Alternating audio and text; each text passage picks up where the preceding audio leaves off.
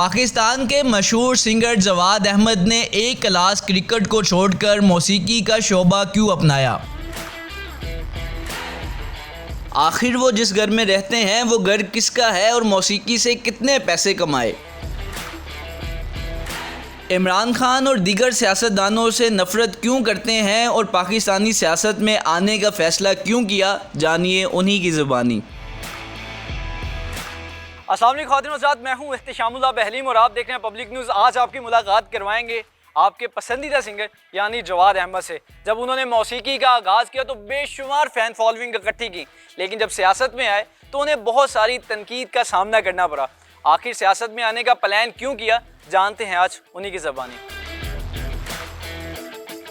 जी अस्सलाम वालेकुम, कैसे मिजाज हैं जवाद साहब? वालेकुम अस्सलाम, बिल्कुल ठीक ठाक। एक कश्मीरी फैमिली का शरीर जवान लड़का यूईटी में पढ़ने जाता है, मैकेनिकल इंजीनियरिंग करता है, और फिर उनके जो वालिदैन हैं वो प्रोफेसर होते हैं दोनों। जो शौक़ था वो क्रिकेट का था, क्लब के कैप्टन भी रहे, लेकिन जो शोहरत है वो मौसीकी से पाई। ये कहाँ से चले, कहाँ तक पहुँचे, कैसी ज़िंदगी गुजरी? मैं तो सोच रहा था आप कहोगे कि ये कैसा तजाद है। हाँ, असल में ना मैंने ज़िंदगी में जो करना था ना, जो आप बिल्कुल अजीब सा आपको लगेगा सुन के, तो मैंने सियासत करनी थी। तो ये जो मैंने एकेडमिक्स की है, मतलब मेरे जो इंजीनियरिंग मैंने की है, मेरे वालिद साहब प्रोफेसर थे, वालदा भी पॉलिटिकल साइंस के थे आपके फादर, और वालदा भी वो भी पॉलिटिकल साइंस पढ़ाती थी। उन्होंने कहा कि यार कोई प्रोफेशनल डिग्री ले लो, तो उनको पता था ये कोई बाकी किस्म का आदमी है। मेरे वालिद साहब कहा करते थे भी, एक इंटरव्यू में मैं उस दिन देख रहा था, किसी टीवी पे चला था, उससे बोल रहे थे कि इसके बारे में मुझे शुरू से पता था कि ये बड़ा ना उस तरह का आदमी है कि वो नहीं होता जैसे पेट्रोल होता है, तो पेट्रोल को आग लग जाए, नहीं पेट्रोल को आग लग जाती है ना, तो इसको भी ना एकदम इसके अंदर एक ख़ास किस्म की वो है कि ये रिबेलियस है, मतलब ये बागी है। तो इसको बड़ी मुश्किल से हैंडल किया मैंने। मेरी वो बता रहे थे कि मैंने मेरी बेगम ने इसको बड़ी मुश्किल से हैंडल किया और वगैरह वगैरह, लेकिन वो ये साथ कह रहे थे कि सच्चा आदमी है। तो मैं इसकी बात ये जो है हमेशा कहता हूँ कि सच बोलता है। लेकिन बहरहाल मेरा मामला सिर्फ यही था। इंजीनियरिंग मैंने अपने वालिदैन के लिए की, और मैंने जो मौसीकी की है वो सियासत में आने के लिए, शोहरत पाने के लिए की। अच्छा, हाँ। और फिर ऐसी शोहरत मिली, घर घर तक पहुंच गए, हर गाना हिट पे हिट। अच्छा, मैं जो सबसे पहला गाना था, गाना तो नहीं उसे कहा जाए तो वो एक सूफीज़म सॉन्ग था, अल्लाह मेरे दिल के अंदर। आपने बहुत सारे लोगों को कहा कि इन्होंने मज़हब से स्टार्ट किया और फिर सियासत में आए। हाँ। हालांकि आपने भी मज़हब से आगाज़ किया, अल्लाह मेरे दिल के अंदर, और बाद में फिर आप भी सियासत में आने का आपने सोचा। नहीं, मैं ये कहता हूँ कि सियासत में आके मज़हब यूज़ करना, सियासत को मज़हब पे बेस करना, ये बहुत बुरी चीज़ है पाकिस्तान के अंदर।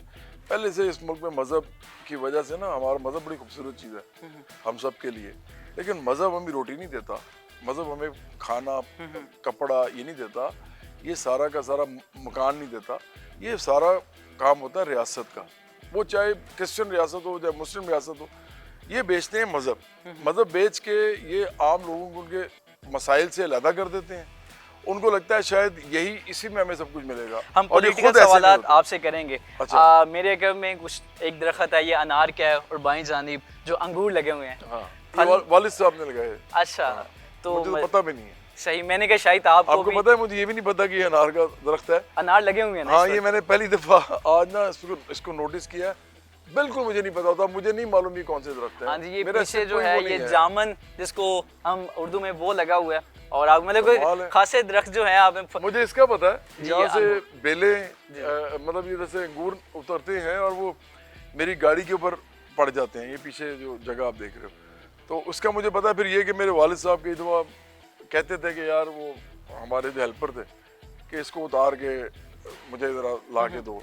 अच्छा, ये जो घर है, जिस घर में अभी हम मौजूद हैं, ये आपकी अपनी जो कमाई से बनाया हुआ घर है या वालिदैन का? वालिद साहब का घर है। आपने अपनी कमाई से कुछ भी नहीं बनाया? नहीं, मेरी कमाई से मैंने पहले एजुकेशन का बहुत काम किया। उसके बाद मैं एक राइज फॉर इक्वालिटी एक हमने बनाई, एक ऑर्गेनाइजेशन। फिर हमने international youth and workers movement बनाई, फिर बराबरी पार्टी बनाई। तो मेरे सारे पैसे इस पे लग गए। आपके बारे में बड़ा मशहूर है कि आप बहुत महंगे सिंगर थे, आपको कॉन्सर्ट पे बुलाना होता था तो बहुत पैसे चार्ज करते थे। तो फिर भी कोई इतनी यार इनकम से जरूरत नहीं पड़ी ना, मैं लालची आदमी नहीं हूँ और मुझे कोई बड़े घरों में रहने का शौक नहीं है। मैं आपको एक बात बताता हूँ, ये जो घर है ना, ये मेरे वालिद साहब का है। तो अभी इसका फैसला जब होगा तो मैं एक छोटे घर में जाऊंगा। लोग बड़े घरों में जाते हैं, लोग आगे से आगे जाते हैं। अच्छा, ये सवाल है लोगों का हाँ। कि हमें कहते हैं कि ये हमारी बराबरी पार्टी है, खुद लाहौर के पोश इलाके में रहते हैं, अच्छा खासा घर है, गाड़ी भी महंगी तरीन गाड़ियों में शुमार की जाने वाली एक गाड़ी मौजूद है। नहीं, तो महंगी कैसे तरीन फिर नहीं है। गरीब वाली फीलिंग ये आती मिडिल होगी? क्लास की गाड़ी है। देखो इस पूरे एरिया में ना कहीं पर भी कोई भी अमीर आदमी नहीं रहता। अमीर आदमी का मतलब होता है अरबों रुपया जिसके पास हो या खरबों हो। ये सारे इनके 3-3, 4-4 करोड़ के घर हैं। 5 करोड़ का ज्यादा कोई होगा जो एक कनाल के होते हैं। बाकी जो है ये सारे हैं कोई 3-3, 4-4 करोड़ के होंगे। इससे ज़्यादा पसली नहीं होती middle class, upper middle class की, मतलब मिडिल क्लास या अपर मिडिल क्लास की। तो ये एक मुतमव्वल इलाका नहीं है, यहाँ पे मलिक रियाज नहीं रहता। यहाँ पे आम लोग रहते। खुद आप अपने क्लब के कैप्टन रहे, लेकिन कौम के कैप्टन के साथ आपने खासी दुश्मनी पाली, ऐसे लफ्जी तीर चलाए कि सिर्फ और सिर्फ अब आप लफ्जी तीर ही चलाते हैं। नहीं, असल में ये जो आदमी है ना इमरान खान, ये पाकिस्तान में इससे ज़्यादा बड़ा फ्रॉडिया नहीं आया। ये इसने इस कौम के नौजवानों को गुमराह किया। इनके असल मसाइल से इसको हटा के इसने अपनी जो लड़ाई इसकी नवाज शरीफ और आसिफ ज़री के साथ थी या बेनज़ीर भुट्टो से पहले थी, इसने अपनी पर्सनल लड़ाई में उनको शामिल कर दिया और ये कह के कि ये पाकिस्तान की लड़ाई है। उसके लिए फिर उसने बूट पॉलिश किए। इसके लिए इसने गालम गलोच की ब्रिगेड तैयार की, इन्हीं लोगों की, बेचारों की, गरीबों के बच्चे, मिडिल क्लास के बच्चे। खुद ही अरबपति आदमी, इसके अपने बच्चे खरबपति, बाहर रहते हैं, यहाँ रहते भी नहीं हैं। फिर इसने तीसरा काम ये किया कि इसने मजहब बेचा इस मुल्क के अंदर। सियासत में मदीना की रियासत बनाऊंगा, ये करूंगा। अपनी बेटी को बेटी तक नहीं मानता और मजहब की बातें करता है। अच्छा, चौथा इसने काम ये किया कि इस मुल्क के अमीरों को साथ मिला के इसने एक नई पार्टी बना दी। इसने आम लोगों की पार्टी नहीं बनाई। तो ये फ्रॉडिया है, ये बहुत बड़ा मजहबी मुनाफिक भी है और ये फ्रॉडिया भी, इसलिए मुझे ये बुरा लगता है। सर, हम चलते हैं और इस इधर से ही हम अंदर जाके बात को कंटिन्यू करते हैं और सियासत पे बात करते हैं। आप सर, आपकी पार्टी बराबरी पार्टी फ़कत हमने रिक्शों तक देखी है। ये रिक्शों वाला प्लान कहाँ से आया था? ये बड़ा यूनिक था। इस वक्त वैसे एक बराबरी पार्टी खड़ी कहाँ पे है पाकिस्तान में? हमें इस वक्त जो बड़ा करना है ना, जिस पे हमें काम, वो सोशल मीडिया है। लेकिन ऑन ग्राउंड रिक्शा बहुत अच्छा मीडियम है लोगों तक पहुँचाने का अपनी बात, क्योंकि एक रिक्शा जब चलता है ना, नई पार्टी जो होती है उसका पैगाम लेके, जिसको अभी तक लोग नहीं उस तरह जानते, मुझे तो जानते हैं, पार्टी को नहीं जानते, बहुत से जगह ऐसी होती हैं। तो वहाँ पे जब रिक्शा चलाते हैं ना, तो एक रिक्शा एक दिन में 2-3 लाख लोग देख लेते हैं। तो अगर आप ज़्यादा रिक्शे करें तो ज़्यादा लोग देख लेते हैं। अगर मेरे पास अरबों रुपया होता ना, अभी आज मेरे पास है नहीं, तो होता तो मैं पूरे पाकिस्तान में रिक्शा चलाता और हर जगह इसके ऊपर बैनर्स लगा के अपना पैगाम पहुँचाते हैं, तस्वीर के साथ। बराबरी पार्टी मेरी तस्वीर होती, बराबरी पार्टी का नाम होता, रातों रात हर जगह पे चली जाती। तासुब है कि अगर आपकी पार्टी में से इमरान खान निकाल दिया जाए, सिर्फ लफ्ज़ इमरान खान, तो पीछे कुछ भी नहीं बचता। इमरान खान को उससे सियासत से निकाल दिया जाए तो उसके बाद मुझे ज़रूरत ही नहीं पड़ेगी इमरान खान का नाम लेने की। इमरान खान इस वक्त सियासत को अपने इर्द गिर्द घुमा रहा है। ये एक फ्रॉडिया है बहुत बड़ा। ये करता क्या है कि ये पावर में आया था, इसने अपनी पख्तूनख्वा की गवर्नमेंट के इवन जो पैसे थे वो भी इसने सोशल मीडिया पे लगा दिए, हमारे टैक्सों के पैसे। लोगों को पता, उसने टीमें बनाई थी। और इसी तरह एक्सपेट्रिएट पाकिस्तानी बड़े बड़े जाहिल बैठे हुए हैं जो पाकिस्तान से बाहर यूरोप, अमेरिका, इंग्लैंड में बैठे हुए हैं। वो रहते सेकुलर मुल्कों में है, लिबरल मुल्कों में, आना भी नहीं चाहते यहाँ पे, लेकिन यहाँ पे मदीना की रियासत बनाना चाहते हैं। इस किस्म के जाहिल लोग हैं, तो वो इसको पैसे देते थे। सोशल मीडिया इसने बड़ा बना लिया, उसकी वजह से इतना पैसा आया। साथ इसने बूट पॉलिश किए, इक़्तिदार में आ गया। साथ इसने गालम गलोच शुरू करवाई, लोगों को चुप करा देता था। चौथा इसने ये किया कि अमीरों की पार्टी बनाई, मैं जो पहले भी बोल चुका हूँ। अब ये सारा कर करा के ये इतनी बड़ी पावर सोशल मीडिया पे इसकी है कि ये अपने इर्द गिर्द सारा पाकिस्तान घुमाने की कोशिश कर रहा है सियासत को। तो मैं इसको क्यों ना हिट करूँ यार, मैं किसको हिट करूँ? देखो, मरमों को कौन मारता है? जो बाकी लोग हैं वो तो है ही नहीं मीडिया पे। दीगर जमातें भी हैं सर, उन्होंने भी एक अरसा हुकूमत किया पाकिस्तान में, लेकिन उनकी तरफ आपका ध्यान नहीं जाता। बहुत जाता फकत है, ऐसे लेकिन लगता है जैसे आपको लॉन्च ही सिर्फ इमरान खान के खिलाफ किया गया हो। किसने मुझे लॉन्च करना है? मैं तो इस मुल्क के अंदर एक मिडिल क्लास का आदमी हूँ जिसका अपना घर तक नहीं है, तो मेरे तो ये सोच नहीं सकते कि मैं क्या आदमी हूँ, ये समझ भी नहीं सकते। देखो, इनके बेचारों की अकल ही नहीं इतनी है, इनका शऊर ही नहीं है कि इनको इनकलाबियों का पता ही नहीं इनकलाबी लोग क्या होते हैं। इनकलाबी लोग तो ज़मीन पे सोने वाले होते हैं। मेरे से सब कुछ भी ले लें तो मैं यही काम करूँगा, ना मुझे कोई ख़रीद सकता, ना मैं बिक सकता हूँ। सबसे बड़ी बात, मैं डर भी नहीं सकता, मुझे डरा भी नहीं सकता। फिर मैं ऐसा कोई काम नहीं करता एहतशाम के जिसमें लोग मुझे आके मेरे से बदतमीज़ी करें। मैं तो बॉडी बना रहा हूँ, मैं तो फ़ौज की बूट पॉलिश नहीं करता, तो फ़ौज भी मुझे कुछ नहीं कह सकती। अगर कहेगी तो मैं फिर बात भी करूँगा। तो देखो, इसलिए ये लोग समझ नहीं सकते मुझे, ये इन्होंने ऐसे लोग देखे नहीं है असल में इस मुल्क के लोगों ने। सर अच्छा, एक और बात, ये इमरान, ये जरूर लगाना कि इनका मॉडल है इमरान खान। इमरान खान ने तो तोशा खाने तक से पैसे नहीं छोड़े, अरबों रुपए की जदादें हैं, 14 जदादें हैं इसकी, फिर भी इसने नहीं छोड़े। बाकी जमातों ने भी खाए हैं, पीपल्स पार्टी। मैं कह रहा हूँ कि जिन लोगों ने मुझे कहना शुरू किया हुआ है कि लॉन्च किया, वो तो पीटीआई वाले हैं ना, क्योंकि इन बेचारों की सोच बहुत छोटी है ना। इनका लीडर इमरान खान है, इमरान खान तोशा खाने से पैसे खाने वाला, इमरान खान फूड पॉलिश करके इक़्तिदार में आने वाला, इमरान खान मलिक रियाज से इसकी दोस्ती है जो कि करप्ट तरीन आदमी है इस मुल्क का। मैंने कभी इसी करप्ट अमीर से, बल्कि अमीर से ही ताल्लुक नहीं रखा, मेरा तो उनसे ताल्लुक ही नहीं है। मैं तो आम लोगों से मैं फिरता हूँ, आम लोगों की पार्टी है मेरी। आप कहते हैं कि इमरान खान बदतमीजी की सियासत को फ़रोग दे रहा है। जब आप वो ट्वीट, आपकी ट्वीट सिर्फ एक ही होती है, घटिया इंसान, बेगैरत इंसान, बूट पॉलिशिया, तो कहीं ना कहीं लगता है कि अगर आप भी सियासत में आते हैं, आप भी सिर्फ और सिर्फ बदतमीजी की सियासत को फ़रोग देंगे। अभी तो यही तासुब आ रहा है और तो कुछ नहीं मिल रहा है। देखो, बड़ी इंपॉर्टेंट बात है ये, बदलिहाजी, बदतमीजी और सख्त अल्फाज बोलना सियासत में कई टाइम ऐसे आते हैं कि बहुत ज़रूरी हो जाती है। आप लोगों को बाकायदा उनको उनकी असलियत, गंदी असलियत दिखानी होती है लोगों को। पहली बात तो आप जहन में रखो कि मैं उस आदमी के बारे में ये कह रहा हूँ सारा कुछ जिसको ये जो है हीरो बना के पेश कर रहे हैं। या तो ये ना करें ना, ये कह रहे हैं जी ये तो मजहबी बड़ा है, ये कह रहे हैं जी वो तो जी मस्जिदों में मतलब मज़ारों पे सजदे कर रहा है, जाके खाना का बंद नंगे पाँव चला गया, पता नहीं क्या क्या उसके बारे में बोलते रहते हैं। इसको पता नहीं क्या बनाने की कोशिश कर रहे होते हैं। फिर ये खुद बकबक करता रहता है हर वक्त, कभी किसी की मिसाल दे रहा होता है, कभी किसी की मिसाल दे रहा होता है, और अपने आप को कह रहा होता है कि मुझे खुदा ने बनाया, मतलब मुझे खुदा बना रहा है। यार को बेशर्म आदमी, तुम्हें सारी ज़िंदगी जो है जो कुछ किया है, खुदा तुम्हें क्यों बनाएगा? खुदा किसी जमात इस्लामी के बंदे को बनाएगा फिर वो तो खुदा के साथ उसका ताल्लुक भी मुनाफिकाना नहीं है। कम से कम तुम अपनी ज़िंदगी देखो। वो कहते हैं कि आप एस्टेब्लिशमेंट के खिलाफ आप भी बोलते हैं, लेकिन आपको नहीं आगे पीछे किया जाता है, यानी कि आपकी तरफ कहीं ना कहीं शफकत वाला हाथ भी है। मैं क्यों एस्टेब्लिशमेंट के खिलाफ बोलूं जब नहीं, आप बोलते हैं एस्टेब्लिशमेंट के खिलाफ। मैं सिर्फ आप कहते हैं कि सब सियासतदानों को एस्टेब्लिशमेंट लॉन्च करती है, मेरे पास क्लिप मौजूद है। आप कहते हैं कि एस्टेब्लिशमेंट के खिलाफ के बगैर हुकूमत नहीं चल सकती, ये क्लिप हमारे पास मौजूद है। आपने कहा कि खान साहब को एस्टेब्लिशमेंट लेके, शुक्र है कि आपने ये बोल दिया, ये बताओ पीटीए वालों को। लेकिन मैं ही कह रहा हूँ, मैं एस्टेब्लिशमेंट को ये नहीं कहता कि तुम ये हो, तुम्हारी ऐसी की तैसी, तुम गालम गलोच, तुम जानवर हो, तुम ये नहीं हो जो इमरान खान करता था।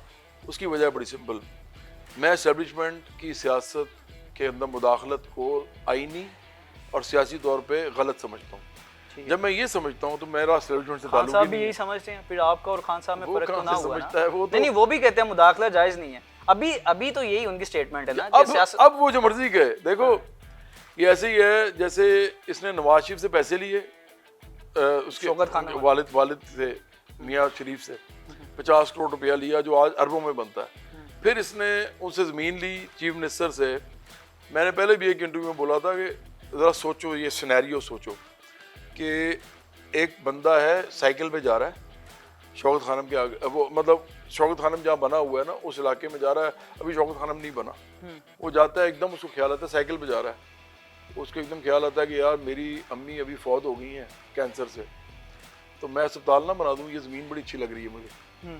तो वो क्या कहता है, वहीं से साइकिल मोड़ता है और सीधा चीफ मिनिस्टर हाउस चला जाता है।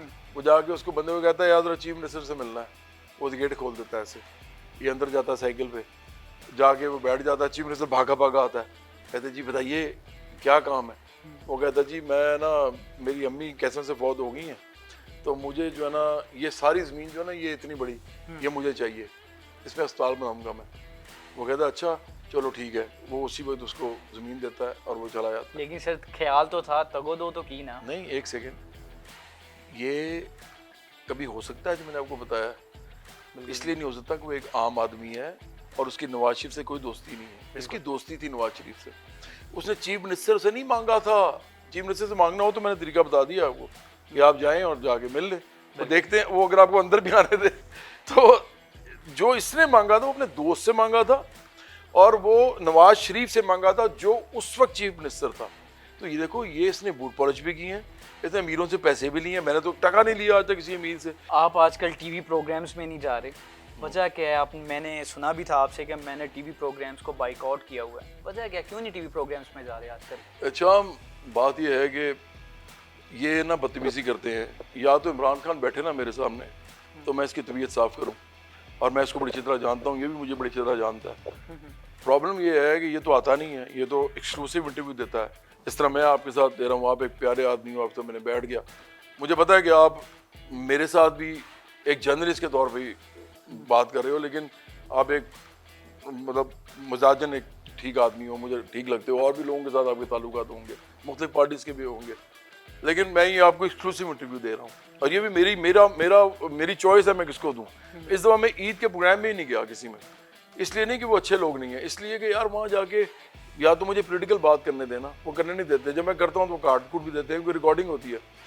तो जब मुझे पॉलिटिकल प्रोग्राम में बुलाते हैं तो वहाँ पे बुला के बिठा लेते हैं वो सेकंड ग्रेड थर्ड ग्रेड किस्म के लोगों को। मतलब अगर फर्क तो फवाद चौधरी वहाँ बैठ गया, वो मेरे से क्या बात करेगा फवाद चौधरी? सर हमें आपके कुछ और रुख भी पता चले हैं। कुछ दिन पहले एक इंटरव्यू कर रहे थे, आपके बड़े पसंदीदा सिंगर हैं, दोस्त भी हैं, अबरार उल हक साहब। हाँ जी। तो उन्होंने हमें कुछ आपकी चीज़ें बताई कि आप कहीं ना कहीं बदमाश भी हैं, आपने अबरार उल हक साहब को धमकियां भी दी हुई हैं माजी में, और आपने उनके डोनर से पैसे भी जो हैं वो लिए हैं, और तो और बताया कि आप जलते भी होते थे माजी में लोगों से।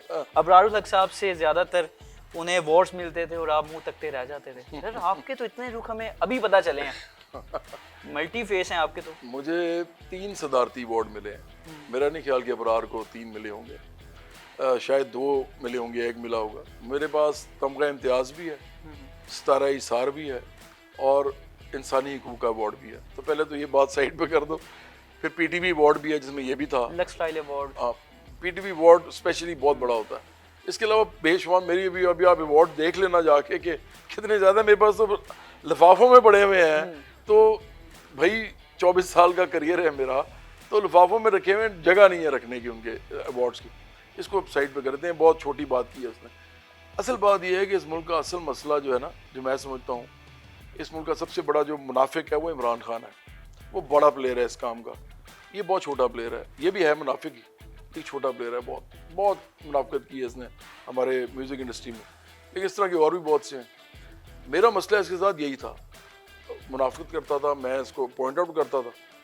मेरे से ज़्यादा बाद में अली ज़फ़र, आतिफ असलम, राहत फ़तेह अली ख़ान, शफ़क़त अमानत अली ख़ान, रिसेंटली इतने सारे लोग और आए हैं। नजम सेठी के बेटे, क्या नाम है, अली सेठी, फिर नबील शौकत है, जी। बड़े बड़े अच्छे लड़के हैं और लड़कियां भी हैं, तो बहुत बड़े बड़े नाम उन्होंने बनाए हैं। मैंने तो किसी के साथ कोई मसला ही नहीं मेरा हुआ। शहजाद रॉय मेरा दोस्त है, शहजाद रॉय, मैं और अबरार एक ही तरह ऑपरेट करते थे, एक ही लेवल के थे सारे, उसके साथ मेरा कोई मसला नहीं हुआ। देखो ये झूठ बोल रहा है। असल बात क्या है कि एक दफ़ा इसने कामरान शाहिद के प्रोग्राम में, कामरान शाहिद को मैंने कहा भी कि यार ये शरारत तुमने कर दी है, लेकिन मैं तो इससे खड़ा रहूँगा। इसने वो उस प्रोग्राम में जो कुछ कहा, बाद में कामरान शाहिद को फ़ोन किया कि यार ये ना चलाएं, ये कट कर दें। हाँ, तो मैंने तो कामरान शाहिद को कहा कि भाई जो दिल करता है चलाएं, आपकी मर्ज़ी है, मैं तो जो बोला सच बोला। उससे मैंने ये बोल दिया था कि यार तुम्हारे जो चैरिटी के लोग जो काम होते हैं, इसमें भी भाई भी तनख्वाहें लेते हैं, ये भी होता है, सब कुछ चलता है। तो वो इसको ज़ाहिर बात है प्रॉब्लम बढ़ गई, तो इसने बैठे बैठे ऐसे ही कह दिया जैसे फ़र्ज़ करो शाम में आपकी शायद शादी भी ना हुई हो, तो मैं आपको भी कह दूँ आपने तो 4 शादियाँ की हुई हैं। अब चूँकि कैमरा लगा हुआ है, अब आप बाद में वजाहतें पेश करोगे कि यार मैंने तो भाई एक भी नहीं की, 4। बिल्कुल ऐसे है। तो इसने एकदम कह दिया कि इतने करोड़ रुपया बनाया। मैंने क्या किया, मेरे वालिद साहब जो है ना प्रोफेसर आदमी थे, मेरी वालदा भी प्रोफेसर थी, कारोबारी लोग तो थे नहीं, तो और आम हमारी ज़िंदगी थी। उन्होंने मुझे कहा नहीं यार, ये जो है ना ये इज़्ज़त का मामला है। अब उनकी वफ़ात हुई है थोड़ा अर्सा पहले मेरे वालिद। उन्होंने कहा कि ये तो नहीं बनता, ये हमें कोई ये नहीं कह सकता कि हमने पैसा कहीं से लिया। मेरे तो पूरा ख़ानदान में कभी नहीं किसी ने किया, तो बड़े तो हम्बल लोग हैं। तो मैंने कहा ठीक है, मैंने उस पर केस कर दिया अखबार पे। ये हटाने का 20 करोड़ का नोटिस 20 करोड़ का नोटिस भेज दिया मैंने उसको। एक बंदा दिखा दें मुझे पूरे पाकिस्तान में जो ये कहे कि जवाद अहमद को पैसे दिए, सवाल ही पैदा नहीं होता। एक भी नहीं दिखा सकता। तो डोनर कहाँ से आ गया यार, बेवकूफ़ वाली बातें करता है। मैंने तो जो बच्चों को पढ़ाना था, 1000 के करीब बच्चे पढ़ाए, मुफ्त तालीम उनको दी।